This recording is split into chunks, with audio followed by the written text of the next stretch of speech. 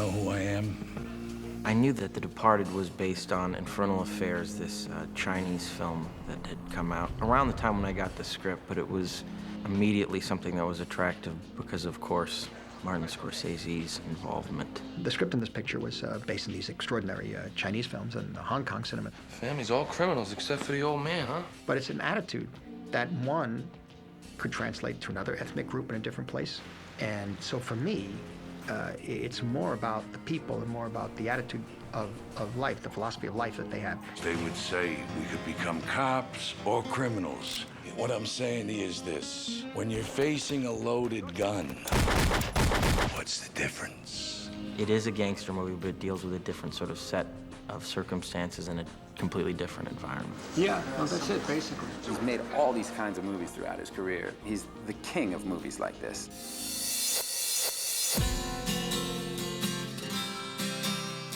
And so I tend to gravitate towards these stories. It's just turned out that way. Although if you look at the amount of pictures I made, there's only about 5 of them out of 20 pictures that are dealing with that world. But apparently they get a lot of attention.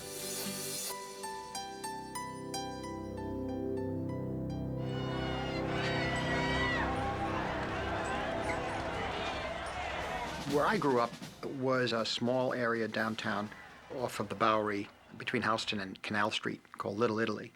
And all the Italians that migrated there from the 19th century and the beginning of the 20th century couldn't take advantage of the opportunities a new country afforded you, particularly this country, because of the nature of who these people were. They had to walk a line without education, living in their neighborhood, not knowing any English, speaking very little English. When we talk about Martin Scorsese, you have to start with his upbringing in Little Italy. It was a tightly knit immigrant community where the people did not entirely trust the establishment. The sense of morality came mainly from the family. There were a lot of really hard-working stiffs, you know, like my father and my uncles. They all went to work. And my father was sort of always walking the line between being very respectful towards certain kinds of people and living a normal life. They worked out their own system, and a lot of this was coming from the villages, in the tradition of village elders. A village elder would come in, help alleviate a problem between a father and a daughter, a son-in-law and a father-in-law, and this sort of thing. Ultimately, I would think, and I'm not a total authority on this, but a lot of these power structures were set up within what became organized crime. You're gonna pay? Just give us the fucking money! I think it's been well established that Marty has a beyond working knowledge of organized crime and the mafia from where he grew up in New York. There were the kids who were sort of being primed to go into organized crime. Never rat on your friends, and always keep your mouth shut. That we kind of were friends with, but didn't really go along with. And I was sort of one who was going back and forth to these different groups and became like an observer and sort of lived by my wits because of my asthma. I couldn't run, I couldn't fight, I couldn't do anything. Basically, they kept me in the school. I went to movie theaters, and they kept me in the church. So I was considered like this sort of a freak that was kept in the corner, and yet I was able to still bounce back and forth between these different groups and live these lives. Ultimately, it's reflected in Mean Streets, really, myself and my friends. Listen, Tony, I gotta borrow your car. We ought to take a ride. We shouldn't be around here now. Okay. Don't go driving around. Go to a movie or something. This is no good. All right? You know what I mean? This is his life. Basically, the Harvey Keitel character, this tortured Italian Roman Catholic who wants to do something good in his life and doesn't know how because the people that he lives with live by a code of the street. You live with it. You live with that violence. You don't... The thing to do is not to get in the violence or not to be the subject of the violence.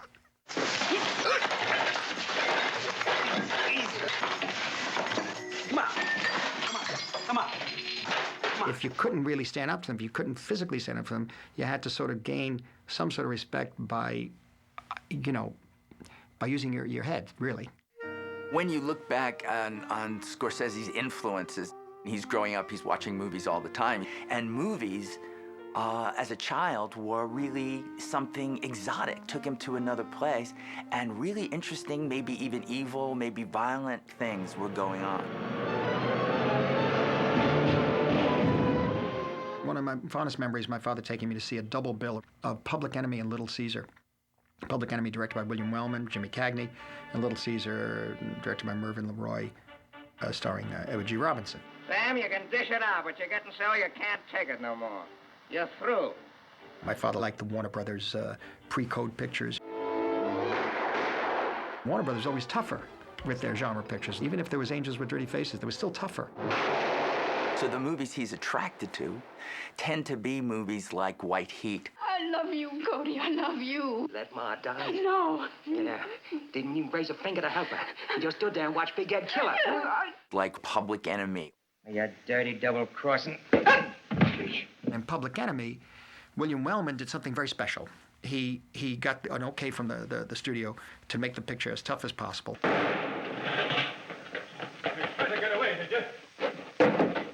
Interestingly, in Public Enemy, none of the violence is on screen. It's all off screen. The killing of Putty Nose. The camera pans away. You see the reaction on Tom Powers' friend. Big and fat, slipped on the ice and broke her. The ending is probably the strongest ending of any of those movies. They told his mother that he's coming back home from the hospital. His mother's upstairs preparing for her son, and she's putting the bed together, and his brother goes to answer the door. And I think, the famous ending is with the body is just delivered and just hits the floor. And the brother just looks down and sees he's dead, and then slowly walks towards the camera, and he's going upstairs to tell his mother that indeed her son is home, but he's dead. And he shoots in a very, some people criticize crude way. I don't see it as crude. I just see it as straight, honest. And Cagney, of course, his performance made him a star. Why, that dirty, no-good, yellow-bellied stool. I'm going to give her that Putty Nose right in the head the first time I see him. Yeah? You and who else? Cagney, this out-of-control person. You don't know what he's going to do next, but you think, I better stand back just a little bit. Sonny, you're a real fucking mutt. You know the money we spend in his fucking... Come on, don't be like that. What do you mean, don't be like that? Joe Pesci wasn't born, but, he was coming, and this was what we were going to see. What the fuck are you looking at? You're fucking... Goodfellas relates directly to the Roaring Twenties. Sending you over 100 cases in the morning. I don't need 100 cases. You'll take them. You don't want to hurt our feelings, do you? What's interesting for me was that it was the day-to-day life, hour to hour, of a foot soldier in the mob. Henry, I need suits, Henry, not coats. Suits are coming Thursday. I know, but this is the middle of the fucking summer. What am I going to do with fur coats? In White Heat, also, you get something that ties into The Departed. My orders was nobody was to leave. Well, that might go for hoods like him. When I got a reason to leave, I leave. Edmund O'Brien is an undercover guy in this movie. A cop. How do you like that, boys? And we went for it. I went for it. Treated him like a kid brother. And I was going to split 50-50 with a copper. I never felt very sympathetic towards the Edmund O'Brien character. I never kind of liked him for some reason. Not that you like Cody. You're kind of fascinated by Cody. Here's to us, top of the world. And heart goes out to him, especially when he's sitting on his mother's lap. Don't let him see you like that. Might give some of them ideas.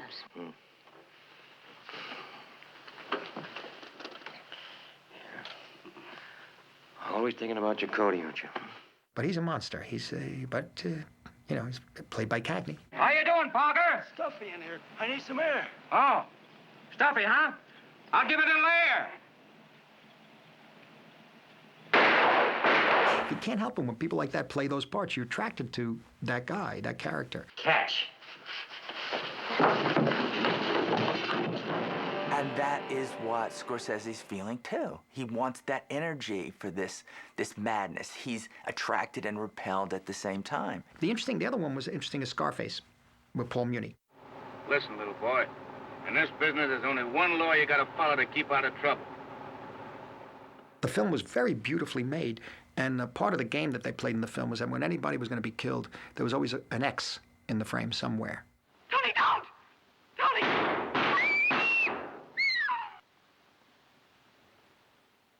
So in this film, we put X's in many different places. Fucking rat trap! That's a direct reference to Scarface, more for fun and for those who know. And then the other direct reference to Scarface is that there's a scene where they go to the opera, Francis Costello.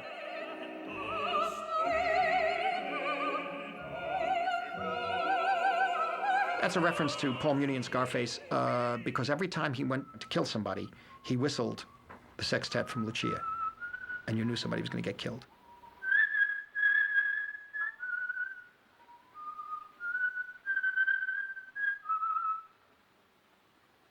Hello, Louis.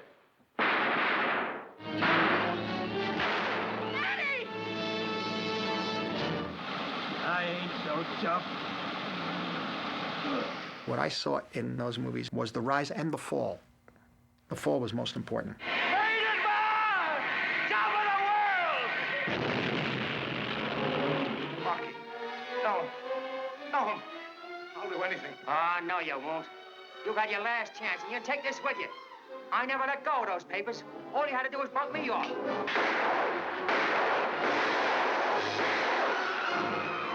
Particularly people who were, in a way, had some of their lives dictated by people like this. At a certain point, it's like watching the fall of a king. The king may have been benevolent to you at certain times, but they still have the power over you. And they are human, and they will fall.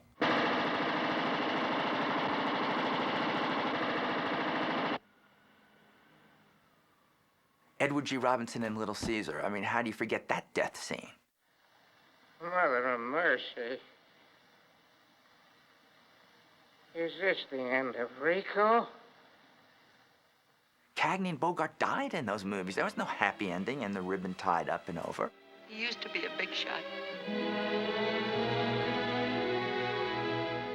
These are major influences on his career, and I think good influences, because it's too easy today in a formula-based Hollywood to just turn out the same thing over and over again. That ain't our beer. These are the people he knew on the streets. You're yellow. Anything you see that connected you, what you knew on the screen, gave you a special relationship to that picture. He'll tell you about On the Waterfront being that kind of a movie. He knew those people.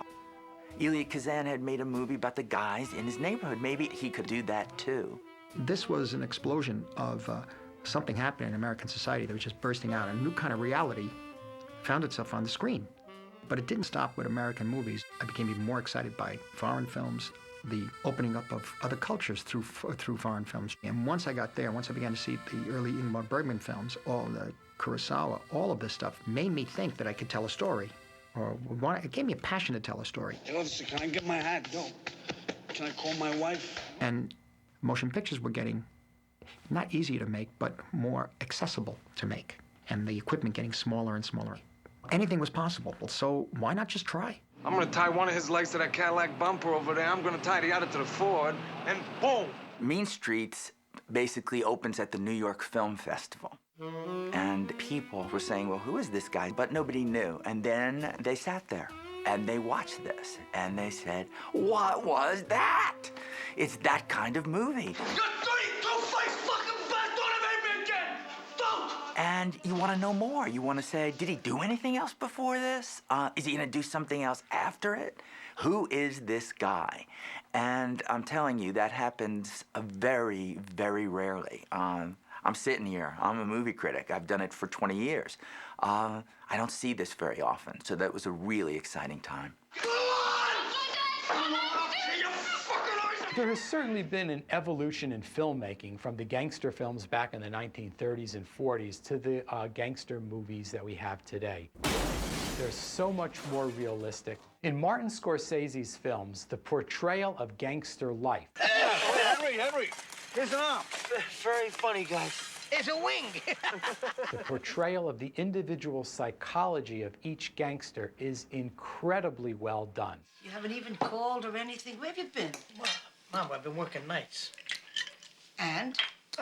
Well, tonight we were out late. We took a ride out to the country, and we hit one of those deers. That's where the blood came from, I tell you. Whether he goes back in time in Gangs in New York, or whether he's bringing a contemporary story to life, as in The Departed, he always tells the truth, and sometimes it's pretty brutal.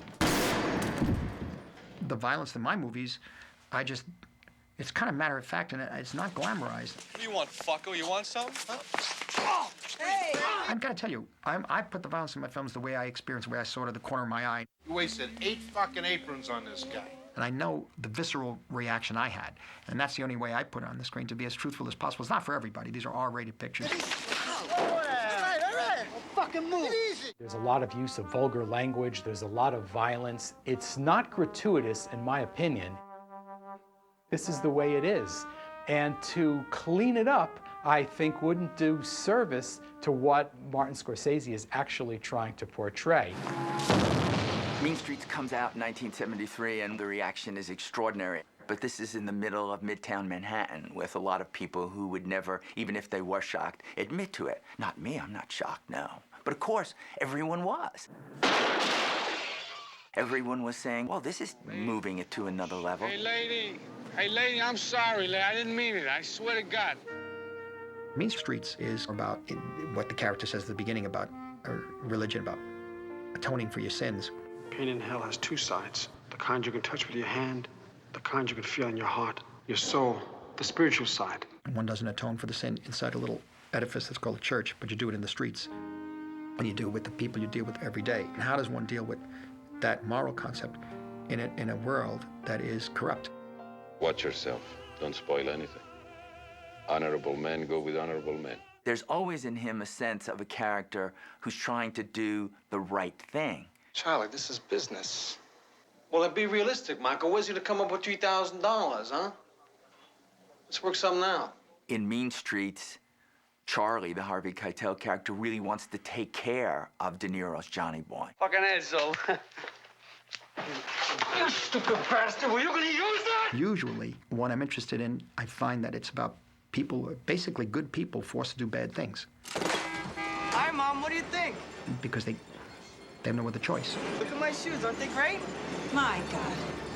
You look like a gangster. And so Scorsese gives us not what he wants us to believe, not what he's saying to the audience, all you young people out there, this is the job for you, you gotta do it. But how people get sucked into this. Why, will you get permission from your mother? How many pounds you need? What? Where'd you get those cigarettes? Get him out of here. Get him out of here. To me, Goodfellas is the all-time classic of what organized crime is. I think that's the most accurate portrayal of any movie that I've seen on organized crime. You know, Goodfellas comes out in 1990, and whenever there's a mob movie of any kind, it has to come up against The Godfather, and people saying, well, you know, wasn't The Godfather the ultimate mob movie? Well, it may be, but The Godfather, in many ways, is romanticized. Very, very few mobsters wind up like Vito Corleone in The Godfather. Most of them either wind up dead, they wind up in jail, or they wind up completely broke. I thought it was very accurate. He captured the whole lifestyle to perfection. It was really kind of eerie to watch it. It was probably one of the best movies ever on the criminal lifestyle. Anyway, you know what reminds me, I need this knife.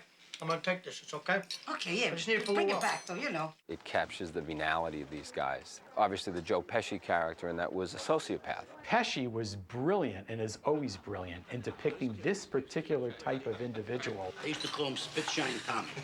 I swear to God. Oh, he'd make your shoes look like fucking mirrors. Who has deep feelings of inadequacy. No more shines, Billy. Constantly trying to compensate for it. I'm only kidding with you. Sometimes you don't sound like you're kidding. You know, there's a lot of people around. Making his character very disturbing. I'm sorry. I don't mean to man. offend you. I'm sorry, too. It's okay, no problem. Okay, salute. Now go home and get your fucking shine box. Motherfucking... The whole notion of respect, I think, is very, very important and brought out really, really well, particularly in Goodfellas. No movie about crime, no movie about drugs, no movie about any of these things that get us into trouble that doesn't show the very real attraction of these things is lying. And Scorsese doesn't lie. There's a scene in Goodfellas that's so key in terms of Scorsese's work.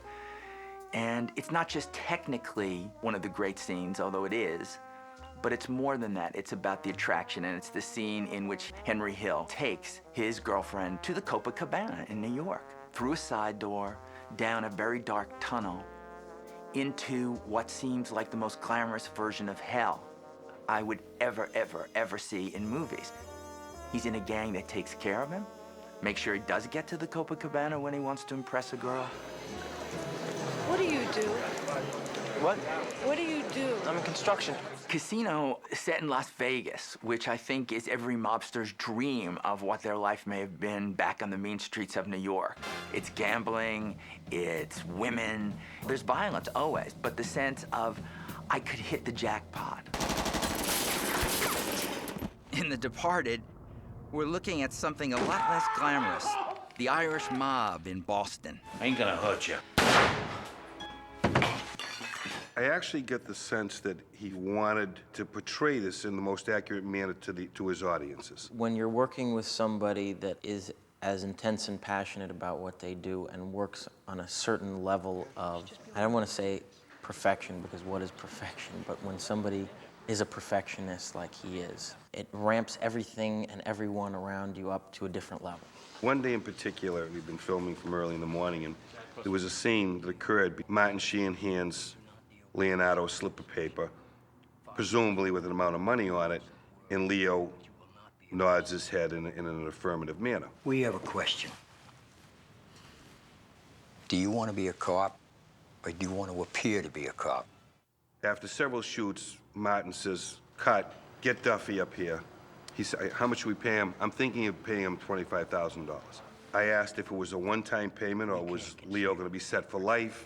He said, no, this is a one-time payment. I said, all right, why don't we give him $100,000? He says, no, that's too much. I'm not paying him $100,000. I said, all right, let's give him 50. We'll split the difference. He said, okay, we'll give him 50. So what do I do? There's money behind this operation. You won't be paid as a regular cop, but there's a bonus involved. Tax-free.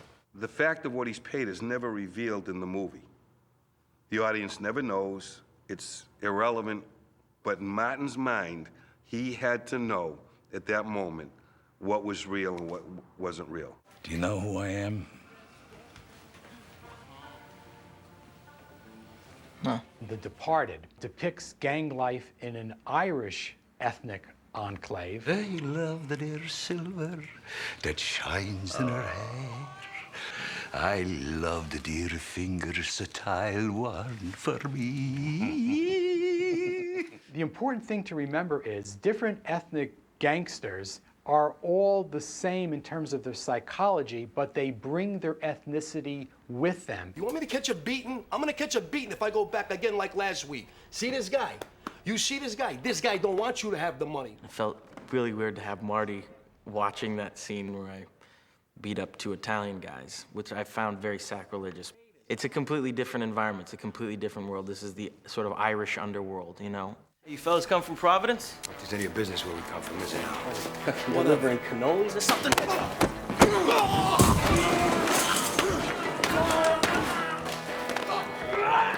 Say Scorsese is doing a crime drama. I don't see how people could resist buying a ticket to that movie. So when you say Scorsese and crime drama, that seems to be enough. It's every actor's dream to be able to be on one of his sets. I learned a lot watching him shoot this and watching him decide how he was going to shoot it. That point, cut. That point, the guys come out. He's always going to give us another side of it or show us another side of how the mob operates. Scorsese is always the kind of director that's going to say, you don't know you want this yet, but I'm going to show you, and it might take me 3 movies until you realize it, but you will. And that's something to be admired.